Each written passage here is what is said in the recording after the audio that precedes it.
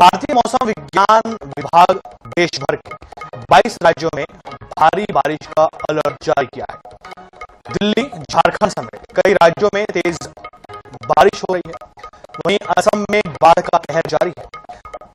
असम में बाढ़ से अब तक 98 लोगों की मौत हो गई है। वहीं 1.5 लाख से ज्यादा लोग प्रभावित हुए हैं। अयोध्या में भारी बारिश से सरयू नदी उफान पर है। वहीं दिल्ली में यमुना नदी का जलस्तर तेजी से बढ़ रहा है। हरियाणा के गुरुग्राम में लगातार बारिश के कारण सड़कों पर पानी भर गया है, भारी जल भराव हो गया है। वहीं नोएडा के अंडरब्रिज में भारी जल भराव हो गया है। 4 तस्वीर हम आपको दिखा रहे हैं। देखिए, दिल्ली की तस्वीर है, नोएडा की तस्वीर है, गुरुग्राम की तस्वीर है और झज्जर की तस्वीर है। और चारों ही तस्वीरों में आप देख रहे हैं किस तरीके से सड़कें जो हैं वो जलमग्न हो गई हैं और गाड़ियों को आवाजाही में समस्या आ रही है। जिनके पास 4 व्हीलर है वो तो फिर भी मैनेज कर लेते हैं, लेकिन जिनके पास में 2 व्हीलर है उन्हें रुकना पड़ता है और अगर बहुत जरूरी हो तो उन्हें अपनी गाड़ी को हाथ से ढकेलना पड़ता है। तो ये 22 राज्यों में भारी बारिश का अलर्ट है, बाढ़ बारिश का कहर है।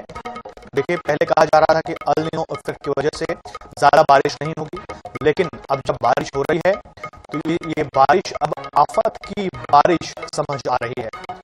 फ्लाईओवर जो है, अंडरपास जो है वो पानी में लबालब है, आना जाना नहीं किया जा सकता। 1.55 लोग बाढ़ से प्रभावित हैं। हालांकि सरकार और प्रशासन लगातार इस पर नजर बनाए हुए हैं। जहां जरूरत है वहां रेस्क्यू ऑपरेशन भी चलाए जा रहे हैं। नदी नाले उफान पर हैं। कई नदियां खतरे के निशान से थोड़ा ही नीचे बह रही हैं और यदि खतरे का निशान पार करती हैं तो इससे और ज्यादा समस्या हो जाएगी। 22 राज्यों में भारी बारिश का अलर्ट है। ये देखिए, ये बारिश आफत की बारिश समझ आ रही है। नदी नाले उफान पर है। देश के कई हिस्सों में ऐसा ही नजारा देखने को मिल रहा है। तस्वीर आप देख रहे हैं, दिल्ली की देख रहे हैं, उसके बाद दिल्ली से लगा हुआ नोएडा, वहां भी तस्वीर ऐसी ही है। हरियाणा की तस्वीर आप देख रहे हैं, गुरुग्राम की, झज्जर की आप तस्वीर देख रहे हैं। ये 4 तस्वीरों से आप अंदाजा लगा सकते हैं कि दिल्ली और उसके आसपास के इलाकों में क्या हालत है। ये बारिश जो कि आफत की बारिश समझ आ रही है। इस ऑटो वाले को देखिए किस तरीके से वो ऑटो को जलमग्न रास्ते से बाहर निकाल रहा है अकेले। असम झारखंड में बाढ़ है। असम में बाढ़ से अब तक 98 मौतें हो चुकी हैं। सोच करके देखिए, 98 मौतें, लगभग 1.5 लाख लोग प्रभावित हैं और 22 राज्यों में भारी बारिश का अलर्ट है। ये चेतावनी का बोर्ड आप देखिए, आगे गहरा पानी है, डूबने का खतरा है।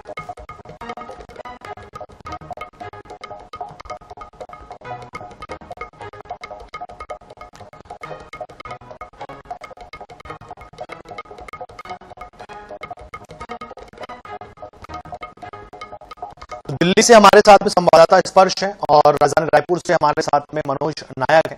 दोनों से जानेंगे कि आखिर इन दोनों ही जगहों पर बारिश का क्या हाल है। स्पर्श, हम तस्वीर देख रहे हैं दिल्ली की, जहां सड़कें जलमग्न है, लोगों को समस्या हो रही है। और आपसे भी जानेंगे मनोज कि छत्तीसगढ़ में क्या हो रहा है, रायपुर में क्या हो रहा है। जी, पहले स्पर्श, आपसे जानकारी लेंगे। देखिए, दिल्ली एनसीआर के इलाके की बात की जाए तो लगातार पिछले 48 घंटे से जो बारिश का सिलसिला है वो जारी है और इसको लेकर जो 22 राज्य हैं उसमें मौसम विभाग की तरफ से अलर्ट जारी किया गया है। खासतौर पर हम देख रहे हैं कि दिल्ली और आसपास के जो इलाके हैं, दिल्ली की बात की जाए, गुरुग्राम, फरीदाबाद, नोएडा, ये कुछ ऐसे शहर है जहां पर जो जल भराव की स्थिति है वो पूरी तरीके से देखने को मिलती हुई नजर आ रही है।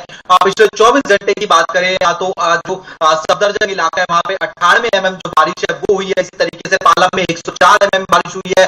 लोधी इलाके में जो है जो 84 mm के आसपास बारिश है वो देखने को मिलती नजर आई और आया नगर में 115 mm बारिश हुई है। तो ये बता रहा है कि किस तरीके से पिछले 24 घंटों में आज जो भारी बारिश है वो आज दिल्ली में देखने को मिलती हुई नजर आ रही है, जिसके कारण एक तरफ जहां तापमान में सीधे तौर पर जो गिरावट है वो आज देखने को मिलती हुई जो है नजर आई है। तापमान की गिरावट के कारण लोग जो है मौसम का लुत्फ उठाते हुए नजर आ रहे हैं, लेकिन दूसरी तरफ जो जल भराव हो रहा है उसके कारण लोगों को काफी परेशानियों का जो सामना है वो सीधे तौर पर जो है करना पड़ रहा है। लोगों को जगह जगह जाम देखने को मिलता नजर आ रहा है, ट्रैफिक मूवमेंट जो है स्लो हो गया है।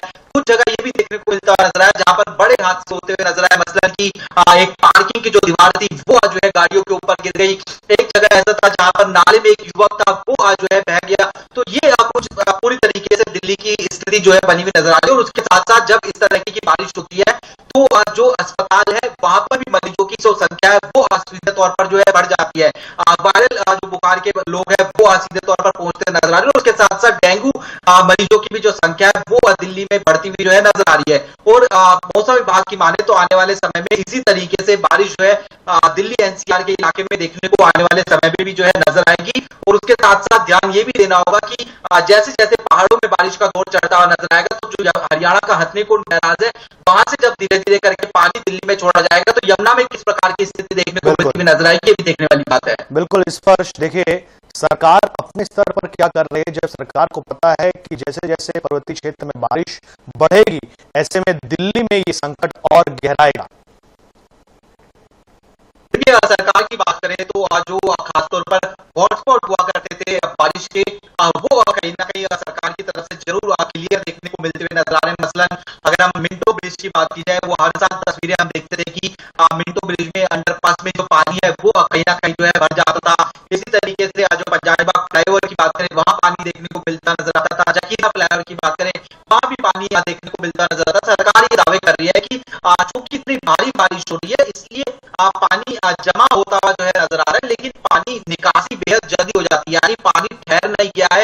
2-4 घंटों में जो दिल्ली की अलग अलग सड़कें वहां से जो पानी है वो जो है गायब हो जाता है। लेकिन इसके अलावा भी कई जगह की इस प्रकार की तस्वीरें बनती हुई नजर आ रही है, चाहे वो संगम विहार की बात करें, साकेत इलाके की बात करें या फिर दिल्ली के आउटर इलाकों की बात करें, वहां पर जल भराव की जो स्थिति है वो जो है अलग अलग कॉलोनी जो है उनमें सीधे तौर पर देखने को मिलती हुई नजर आ रही है। और वहां के लोग निश्चित तौर पर प्रशासन के ऊपर सवाल उठाते हुए नजर आ रहे हैं कि आखिर प्रशासन ये जो जल भराव की स्थिति है उसको ठीक करने में जो है क्यों नहीं कामयाब होता हुआ नजर आ रहा है। बिल्कुल स्पर्श, जानकारी के लिए बहुत धन्यवाद। और देखना होगा कि सरकार अब क्या कर रही है।